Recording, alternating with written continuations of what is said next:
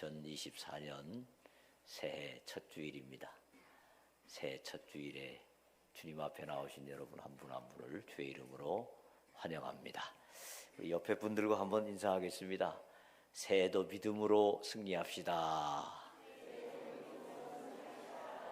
아멘. 네. 자, 오늘도 우리 말씀을 함께 고백하십시다. 이 말씀은 살아계신 하나님의 말씀입니다. 이 말씀으로 2024년을 승리하겠습니다. 아멘. 아멘. 오늘 본문에 나오는 엘리야 선지자는 구약 성경 가운데서도 기적을 참 많이 일으킨 그런 능력의 선지자였습니다. 이 특별히 엘리야 선지자는 갈멜산에서 바알 선지자 450명과 영적 전투를 벌여서 누가 참 하나님인지 하늘에서 불이 내려서 증명하였습니다. 그리고 이제 그 450명 바알 선지자들을 다 백성들이 나서서 죽여 없애고 이제 이스라엘의 놀라운 영적 승리가 일어날 것으로 기대했습니다. 그런데요, 이 소식을 들은 이세벨 아합의 부인이 열왕기상 19장 2절에 이렇게 말합니다. 내가 내일 이맘때에는 반드시 내 생명을 저 사람들 중 한 사람의 생명과 같게 하리라. 네가 바알 선지자를 다 죽였지. 이제 내일이면 너를 저 바알 선지자처럼 죽이겠다. 이렇게 이세벨이 위협을 했습니다. 이 위협에 엘리야는 그만 겁이 나서 멀리 남쪽으로 도망을 가기 시작했습니다. 그 지도를 한번 보시게 되면요, 이 맨 위쪽에 왼쪽 거기가 갈멜산입니다. 구글 지도에 보면 가르멜산이라고 되어 있는데 그 갈멜산에서 저 빨간 표시된 데가 부엘세바입니다. 이게 44시간 걸어서 44시간이 걸리는 것으로 나와 있습니다. 정확한 것은 아니지만 대략 그 정도 거리가 된다고 보고요. 그럼 하루에 8시간씩 걷는다고 하면 대략 한 6일 정도를 하루에 8시간씩 계속 걸어야 갈 수 있는 꽤 먼 거리입니다. 이 엘리야는 그 먼 거리로 도망을 가서도 거기서도 겁이 나서 또 사막 한 가운데로 들어가서 거기 로뎀나무 아래 앉아서 이렇게 하소연을 합니다. 열왕기상 19장 4절 보면 여호와여 넉넉하오니 지금 내 생명을 거두시옵소서. 이거는 그럴듯하게 한 말이고 그 내용 알자는 뭡니까? 하나님, 이제 저도 살 만큼 살았으니까 이제 빨리 죽여주시면 좋겠습니다. 그만 살고 싶습니다. 이런 말이죠. 여러분, 엘리야가 그만 살고 싶으면 그냥 거기 있던 데 가만히 있으면 됩니다. 그러면 이세벨이 알아서 죽여줍니다. 뭐하러 그 먼 거리를 도망을 와가지고 광야까지 또 도망을 가서 거기 앉아가지고 그만 살고 싶습니다. 이렇게 얘기를 할 이유가 뭡니까? 엘리야는 살고 싶은 겁니다. 그런데 너무너무 무섭습니다. 너무너무 두렵습니다. 용기가 나지 않습니다. 살고 싶은데 앞이 캄캄하고 두려워서 살 용기가 안 나고, 이러니까 어찌할 줄을 모르는 이런 상황. 이럴 때 보통 사람이 우울증이 걸리는 수가 많습니다. 앞이 캄캄하고 뭐가 보이지는 않고 그렇다고 죽을 수도 없고, 이런 상황에 사람이 정신적인 어려움을 겪게 됩니다. 여러분, 엘리야는 왜 이렇게 우울하게 되었을까요? 왜 이렇게 완전히 절망하고 낙심하고 그 앞이 캄캄하게 되었을까요? 엘리야가 450명이라고 하는 이 거대한 바알 선지자들과 영적 싸움을 벌일 때, 그 싸움이 승리로 끝났을 때 엘리야는 기대를 했을 것입니다. 이제 이스라엘에 더 이상 바알 종교는 사라지고 있지 아니하고 이제 모든 이스라엘 백성들이 회개하고 영적 대부흥운동이 일어나고 놀라운 역사가 일어날 것이다, 이런 기대를 가졌을 것입니다.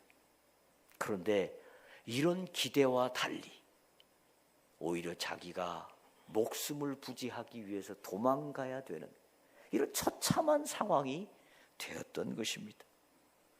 그래서 엘리야는 이 상황을 보고 도망을 가서 열왕기상 19장 14절 하반절에 이렇게 이야기합니다. 오직 나만 남았거늘 그들이 내 생명을 찾아 빼앗으려 하나이다. 이스라엘 천지에 나 하나밖에 하나님을 제대로 섬기는 사람이 없는 이 처참한 상황이 되었습니다. 그런데 마지막 하나 남은 나마저도 이세벨과 그 휘하에 있는 사람들이 나를 죽이려고 지금 혈안이 되어서 나를 쫓아오고 있습니다. 찾고 있습니다. 그러면서 절망적인 말을 합니다. 여러분, 엘리야는요 정말 열심히 특심이었습니다. 하나님이 제대로 영광을 받으시게 하기 위해서 바알 신에 의해서 능멸당하는 이 이스라엘의 잘못된 신앙의 상황을 해결하기 위해서 450대 1로 목숨을 건 싸움을 싸웠습니다. 그럼 오로지 하나님의 이름이 높아지는 그 하나를 위해서 자신의 목숨을 내던졌습니다. 만약에 불이 내리지 않으면 엘리야는 그 자리에서 죽임을 당하는 겁니다. 그런데도 엘리야는 하나님을 위하여 그 자신을 내던졌습니다. 그런데 지금은 어떻죠? 지금 자기는 완전히 도망자의 신세가 돼가지고 먹을 것도 제대로 못 먹고 잠도 제대로 못 자고 언제 어떻게 잡혀 죽을지 모르는 그런 위태한 상황 가운데 놓여 있는 것입니다. 엘리야가 하나님, 나밖에 없습니다. 차라리 내 생명을 거두어 주옵소서, 이런 말 할 때 엘리야의 마음속에는 무슨 마음이 있었을까요? 아마 하나님을 향한 약간의 섭섭함, 약간의 원망, 그런 게 있지 않았을까요? 하나님, 나는 하나님을 위해서 이렇게 내 목숨까지 바쳐가면서 열심히 수고했는데 하나님 지금 뭐 하시는 거예요? 저 이세벨, 저 여인을 그때 갈멜산에서 불이 내렸던 것처럼 그 여자 머리 위에 그냥 불이 확 내려가지고 그냥 당장에 이 순간에 죽여주시면 될 텐데 하나님 지금 뭐 하고 계십니까?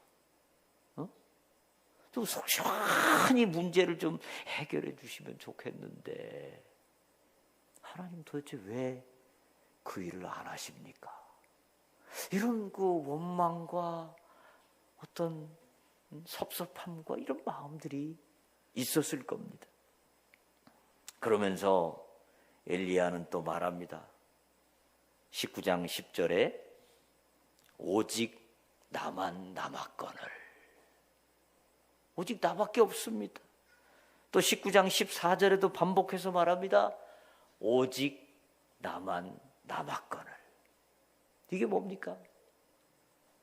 하나님, 저는요 제 마음 알아줄 사람 하나도 없고 저의 손을 잡아줄 사람도 하나도 없고 저에게 힘을 보태줄 사람도 하나도 없고 저는 완전히 광야의 슬픈 사슴처럼 그냥 저는 홀로 홀로 서 있습니다. 하나님, 너무 외롭습니다. 돈도 없고 힘도 없고 능력도 없고 인기도 없고 아무도 찾아주지 않고 이런 상황에 저는 홀로 있습니다. 여러분, 우리가 살다 보면 이 엘리야와 같은 마음이 들 때가 있죠. 2023년 한 해 동안 정말 열심히 살았는데, 하나님을 위해서 열심히 헌신했는데 2024년을 바라보면 왠지 좀 앞이 캄캄하고 이거 도대체 어떻게 될 건지 희망이 잘 안 보이고, 아무도 나를 알아주는 사람 없고 나와 함께 손잡아 줄 사람이 없는 것 같은 이런 절망적인 상황, 이런 상황 가운데 계신 분들 아마 이 자리에도 계실지 모릅니다. 이런 엘리야에게 하나님은 말씀하십니다. 19장 18절 말씀 우리 같이 한번 읽어보겠습니다. 시작. 그러나 내가 이스라엘 가운데에 7,000명을 남기리니 다 바알에게 무릎을 꿇지 아니하고 다 바알에게 입맞추지 아니한 자니라. 아멘.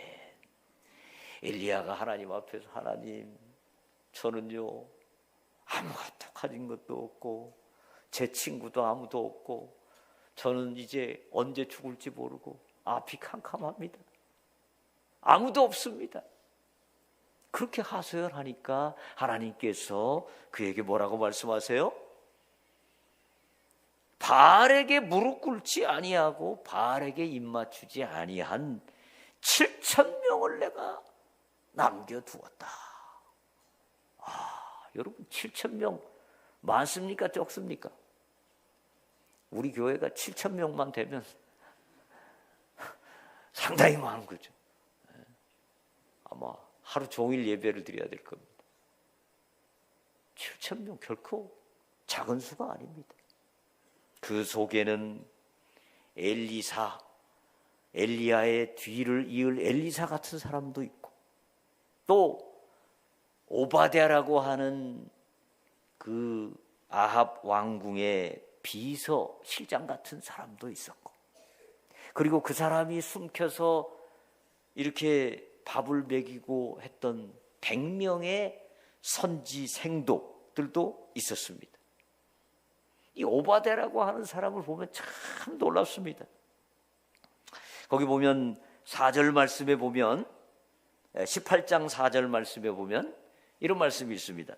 이세벨이 여호와의 선지자들을 멸할 때에 오바댜가 선지자 100명을 가지고 50명씩 굴에 숨기고 떡과 물을 먹였더니, 이 아합이 여호와의 선지자들을 그냥 다 잡아 죽이려고 할 때 아합의 비서실장이었던 오바댜라고 하는 사람이 50명씩 나눠 가지고 양쪽 굴에다 숨겨놓고 그 사람들을 먹여 살렸다라는 것입니다.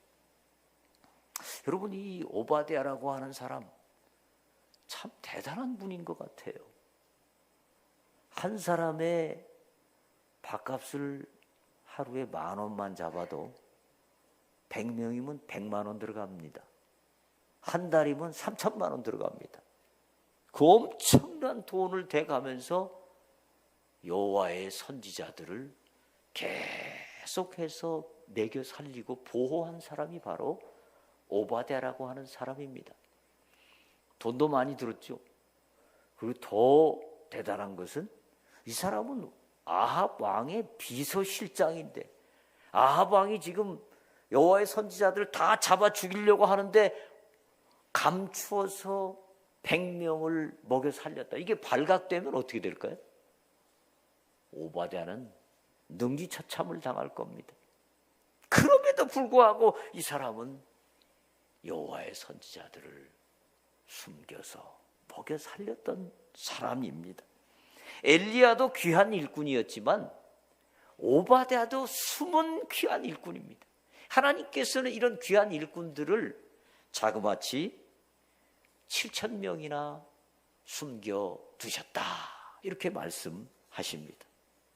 여러분, 우리가 살다 보면요, 우리가 너무 가진 것이 없는 것 같을 때가 있습니다. 자원도 부족하고 능력도 부족하고 네트워크도 부족하고 외모도 부족하고 건강도 부족하고 전부 없는 것 같은 그런 때가 많습니다. 우리 가정을 보아도 그렇고 나 자신을 보아도 그렇고 우리 교회를 보아도 그렇고 뭔가 부족한 것, 천지인 것 같은 그런 느낌이 들 때가 있습니다. 그런데 하나님께서 뭐라고 말씀하십니까? 너 부족하지 않다. 너 7,000명이나 되는 하나님의 일꾼들, 바알과 타협하지 아니하고 바알에게 무릎 꿇지 아니한 7,000명을 내가 숨겨 놓았다. 그러니까 염려하지 말라, 낙심하지 말라. 그렇게 말씀하십니다. 여러분, 우리는요, 그냥 우리 인간적인 눈으로 보면 다 부족한 것 같아요. 다 없는 것 같아요. 그런데 믿음의 눈을 떠서 하나님의 눈으로 바라보면 하나님께서 우리를 위하여 예비하시고 준비하신 복들이, 능력들이 엄청나게 많은 줄 믿으시기를 주의 이름으로 축원합니다. 모세가 그랬잖아요. 모세가 하나님, 나 나이도 들고 능력도 없고 도망자고 나 아무것도 할 수 있는 게 없습니다. 그때 하나님께서 네 손에 있는 지팡이, 그 지팡이 있지 않느냐? 그걸 가지고 바다를 치면 바다가 갈라지고 반석을 치면 반석에서 물이 나오고 네가 가지고 있는 거 그거 결코 작은 것이 아니다. 믿음으로 나아가라. 제자들이 오병이어의 기적을 우리 주님께서 일으키시기 전에 작은 아이의 도시락 하나, 떡 5개, 물고기 2마리 있는 작은 어린아이의 도시락 하나를 가져와서 아유, 이거 가지고 뭐 되겠습니까? 그렇죠. 인간적인 눈으로 보면 너무너무 부족하죠. 택도 없죠. 그러나 우리 주님의 손에 들릴 때 그 도시락이 5,000명을 먹이고도 남는 놀라운 역사를 이루었습니다. 할렐루야. 2024년도 우리가 우리 앞에 있는 현실만 바라보지 말고 하나님께서 숨겨두신 7,000명, 하나님께서 우리에게 허락하신 놀라운 은혜들, 복들, 능력들, 그것을 바라보면서 믿음으로 승리하는 저와 여러분 되시기를 주의 이름으로 축원합니다. 아멘. 하나님께서 엘리야에게 7,000명의 동역자가 있으니 염려하지 말라 그렇게 말씀하신 후에 3명에게 기름을 부으라고 말씀하십니다. 3명이 누굽니까? 첫째, 아람 사람 하사엘이라고 하는 사람이고요. 두 번째는 북이스라엘 사람 예후라고 하는 사람이고, 세 번째는 엘리야의 후계자가 될 엘리사. 이 3명에게 기름을 부어라 그렇게 말씀하십니다. 여기서 기름을 붓는다는 것은 곧 하나님의 맡겨주신 사명을 감당하도록 그에게 권한을 위임하라 이런 의미죠. 이 두 사람 하사엘과 예후는 어떤 사람들입니까? 이스라엘이 하나님의 뜻을 저버리고 바알에게로 나아갈 때 징계를 베풀고, 하사엘 같은 경우에는 아람의 왕이니까 이스라엘을 쳐들어와서 이스라엘을 다시 한번 하나님 앞에 깨우치고 회개하고 돌아오도록 만드는 역할을 감당합니다. 그리고 예후 같은 경우는 이세벨, 바알 신을 조장했던 이세벨을 결국 죽이는 역할을 감당하고 이스라엘의 바알 신전을 완전히 다 회파시킨 그런 역할을 감당합니다. 열왕기상 19장 17절에 보면 이렇게 말씀합니다. 우리 같이 한번 읽어보겠습니다. 시작. 하사엘의 칼을 피하는 자를 예후가 죽일 것이요 예후의 칼을 피하는 자를 엘리사가 죽이리라. 아멘. 즉 하사엘과 예후는 칼을 들고 바알 종교를 회파한 그런 역할을 감당하는데, 그 역할이 미완성되었을 때 결국 누가 마무리를 한다는 겁니까? 엘리야의 후계자인 엘리사가 나서서 이스라엘에 하나님을 온전히 높여드리는 역사를 이룰 것이다. 이렇게 하나님께서 말씀하시는 것입니다.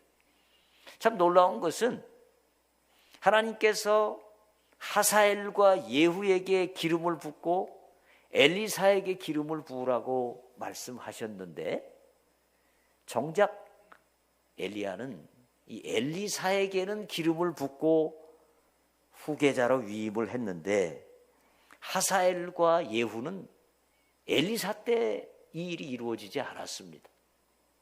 이 일이 언제 이루어졌냐면 엘리야의 후계자인 엘리사 때에 엘리사가 하사엘에게 기름을 붓고 또 엘리사의 제자가 예후에게 기름을 붓는 이런 일이 일어나게 됩니다.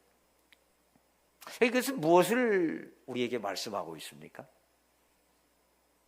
우리의 원함대로 하면, 우리의 시간표대로 하면, 우리가 기대하는 바대로 하면 빨리빨리 모든 것이 이루어지면 참 좋겠는데, 하나님께서는 때로 그렇게 하지 않으시는 경우가 있습니다. 하나님께서는 우리가 원하는 시간에 그 일을 이루어주지 않으시는 경우가 있습니다. 엘리야 때 모든 일이 다 해결되고 문제가 해결되면 참 좋겠는데, 하나님께서는 그 시간을 늦추시고 하나님의 시간표에 따라서 엘리사 때에 그 모든 일이 이루어지도록 허락하십니다. 이것은 우리에게 무엇을 교훈하고 있습니까? 바로 우리가 하나님의 일을 감당할 때 때로 우리의 원하는 시간에 안 되는 경우가 있는 겁니다. 우리가 원하기는 하나님 좀 이때 좀 이 일을 이루어 주시면 참 좋겠습니다. 우리 간절히 기도하고 원하는데도 안 될 때도 있다라는 것입니다. 그럼에도 불구하고 우리가 거기에서 낙심하고 실망하고 좌절하고 포기하기보다는 하나님의 때에 하나님의 사람들을 통해서 하나님의 방식으로 가장 좋은 것을 이루어 주실 것이다. 이 믿음을 우리가 늘 견지하면서 2024년 한 해를 승리하시기를 주의 이름으로 축원합니다. 아멘. 하나님께서는 엘리야에게 말씀하십니다. 너는 나가서 산 위에 서라. 여호와 앞에서 산 위에 서라. 여호와께서 이르시되 너는 나가서 여호와 앞에서 산에 서라. 그리고 이 엘리야에게 하나님께서는 몇 가지 기적적인 현상들을 보여주십니다. 열왕기상 19장 12절에 보면 이렇게 말씀하시죠. 또 지진 후에 불이 있으나 불 가운데에도 여호와께서 계시지 아니하더니 불 후에 세미한 소리가 있는지라. 여러분, 엘리야가 딱 산 위에 서니까 하나님께서 세 가지 기적적인 막 역사를 일으켜 주십니다. 첫째는 뭘 일으키십니까? 큰 바람이 일어나서 산을 가르고 바위를 부수는 역사가 막 일어납니다. 두 번째는 큰 지진이 일어납니다. 세 번째는 강력한 불이 일어나서 막 천둥 번개 같은 그런 불이 일어나는지 모릅니다. 그런데 놀라운 것은 이런 역사들 가운데 하나님께서 계시지 않고 오히려 이 역사들 이후에 하나님의 세미한 음성이 들리면서 그때 하나님께서 엘리야에게 말씀해 주셨습니다. 여러분, 우리는 막 기적적인 일이 일어나면 참 좋겠죠. 막 병자도 그냥 순간에 막 일어나고, 우리가 원하는 초자연적인 역사들이 막 금방금방 일어나면 좋겠죠. 물론 좋습니다. 그러나 그런 것보다도 더 중요한 것은 하나님의 세밀한 음성입니다. 하나님의 세밀한 음성을 들으면서 우리가 다시금 용기를 얻게 되고 하나님의 뜻을 알게 되고 다시금 일어나서 걸어갈 수 있는, 사명 감당할 수 있는 힘을 얻게 되는 것입니다. 여러분, 엘리야가 어디서 힘을 얻고 다시금 40주 40야를 걸어가서 그리고 이 사명을 감당하게 됩니까? 바로 하나님의 세밀한 음성, 세미한 음성을 들으면서 이 놀라운 역사를 이루게 됩니다.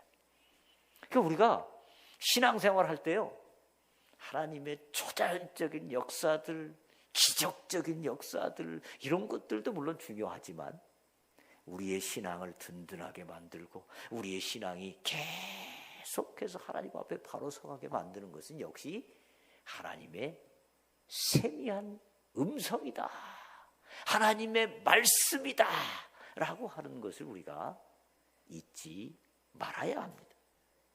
그리고 우리 하나님께서는 이 음성을 듣도록 하기 위해서 어디에 서라고 말씀하십니까? 여호와 앞에서 산에 서라.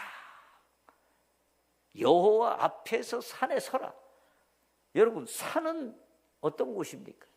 이스라엘 백성들은요, 산에서 놀라운 하나님의 만남을 체험했습니다. 모세도 산에서 하나님을 처음 만났고, 또 시내산에 올라가서 십계명 돌판을 받았고, 엘리야도 오늘 이 산에서 하나님을 만나고 하나님의 음성을 듣게 되었고, 예수님도 산에서 제자들을 데리고 올라가서 하늘의 신비한 것을 보여주시고, 이 산이라고 하는 것, 오늘은 이 산이 무엇일까요? 오늘날로 치면 이 산은 무엇입니까? 세상의 것들을 다 뒤로 하고 하나님만 단독으로 만날 수 있는 장, 다른 아무 거칠 것이 없이 하나님을 만나고 하나님의 음성을 들을 수 있는 곳, 그것이 바로 산 아닙니까? 오늘날로 치면 이것은 바로 하나님을 만나고 하나님을 예배하는 교회, 예배, 이것이 바로 오늘 우리에게 주어진 산이라고 볼 수 있습니다. 이 예배 자리에 나와서 오늘 하나님을 만나고 하나님의 세밀한 음성을 듣고 그 음성을 통해서 새로운 역사들을 이루어 갈 수 있습니다. 여러분, 2024년에 여러분 삶의 가장 중요한 우선순위 어디에 두시겠습니까? 무엇으로 여러분의 삶을 바르게 살아가시겠습니까? 무엇으로 여러분이 쉽게 지치고 낙심하기 쉬운 이 세상을 승리할 수 있겠습니까? 바로 여호와 앞에서 산에 서라. 이 말씀을 순종할 때 우리에게 이런 역사들이 나타날 것입니다. 우리는 여호와 앞에 서야 됩니다. 산에 서야 됩니다. 그래서 하나님을 날마다 만나고 교회에서 예배를 드릴 때 하나님을 만나고 그 세미한 음성을 들어야 됩니다. 그때 우리는 지쳤던 우리의 영혼과 몸이 새로운 힘을 얻게 될 것입니다. 그때 우리는 외롭게 절규하던 그런 마음이 하나님으로부터 새로운 힘과 용기를 얻어서 다시 일어날 수 있게 될 것입니다. 그리고 우리는 엘리야가 다시금 사명을 향해서 나아갔던 것처럼 우리에게 주어진 사명을 새롭게 하면서 올 한 해를 멋지게 승리하는 삶을 살게 될 것입니다. 이 놀라운 은혜가 여호와 앞에서 산에 서서 세미한 음성을 듣고 승리하는 저와 여러분 되시기를 주의 이름으로 축원합니다.